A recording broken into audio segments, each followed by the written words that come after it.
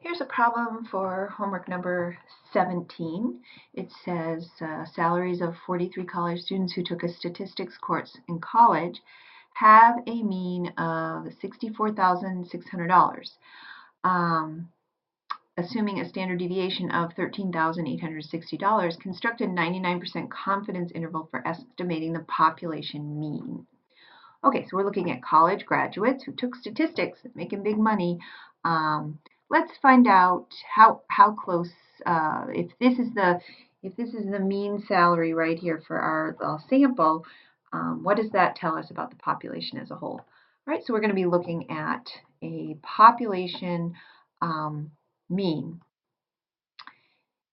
And just pulling up this slide again, we're now looking at the information on the right side. Taking a look at the true mean will actually lie between the sample mean and the error. So again, we have to find the error, and we need to know the sample mean, the sample standard deviation. We're going to have to find that critical value, and we need to know the sample size. All right, let's go ahead and get to work. We know that our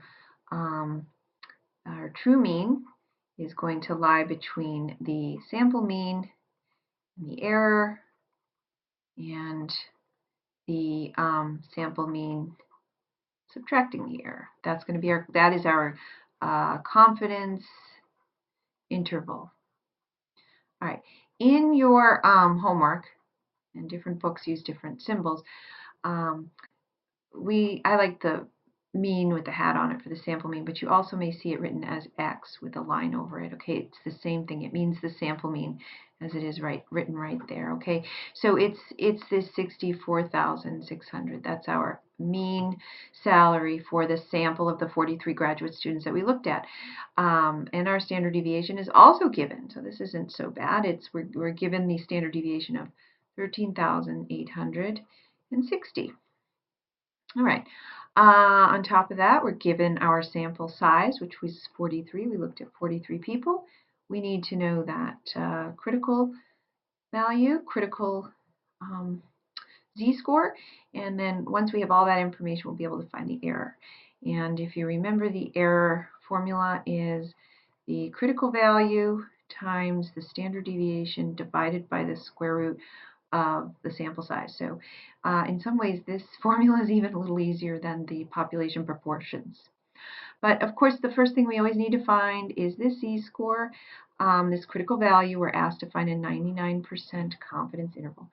I'm going to pop over to our normal distribution curve. All right, so we've definitely done this 99% before, so we'll just go through this quickly. We're talking about 99% confidence. That means the remaining 1% lies here and over here. So that divided by 2 gives us 0.5% or 0.0050. That's that 0.5%. All right, and that's the same thing over here. Okay, so when we go to our z-table and look up that critical value, just quickly, we've done this one before. It's actually a significant spot right here. There's the 0051 and 0049. It lies halfway between. So it is that right here. We've already done it. It's this minus negative 2.575. Negative 2.575. All right, so let's go right back here. Negative z equals negative 2.575, and the critical value on this side is 2.575. And again, this is the one we're interested in. That's what we need. So I'm going to close that down and go back to our homework assignment here, our problem, and this is here at a 2.575.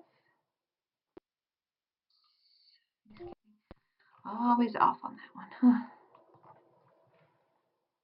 Okay, 2.575.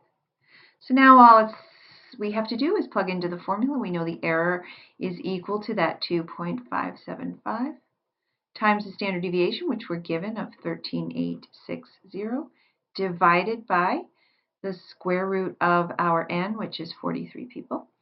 As usual, just be very careful on your calculator. And when you compute this, you should spit out the number 5442.598. We can round that up.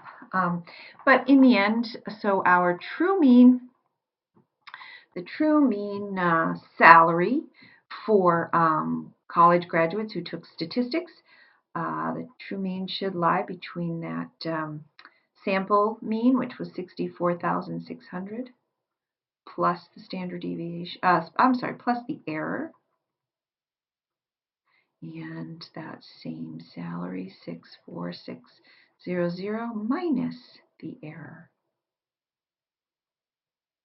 And then when you go to your calculator and you plug it into your homework, just be careful to round it wherever they ask you to. But it looks like it's between 70,000 and 43. And on the lower end, 59,157. Okay, so those are some pretty good salaries, and you can be about 99% confident that the true mean salary for college graduates who took statistics will lie between $59,157 and $70,043.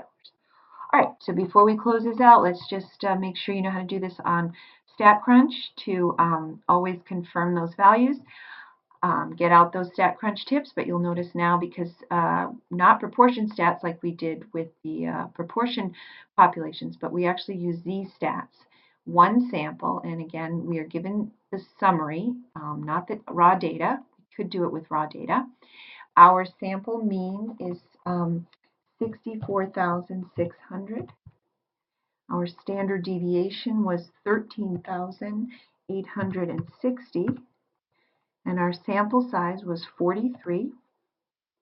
Again, the default will always be on the hypothesis test, but we want to use a confidence interval. And we had a confidence interval of 99%. The default will always be 95%. So go ahead and compute that. And there you go. There's our upper limit of 59,155, which is, $2 off of what we got. So if you're, off by $1 or $2, try plugging these in. And $70,044, which is $1 off of what we got. So we can be pretty confident that we did it correctly. But it's always good to confirm with technology. You need to be able to do both. Use the use of technology as well as doing it by hand. All right, go ahead and give it a try. Good luck.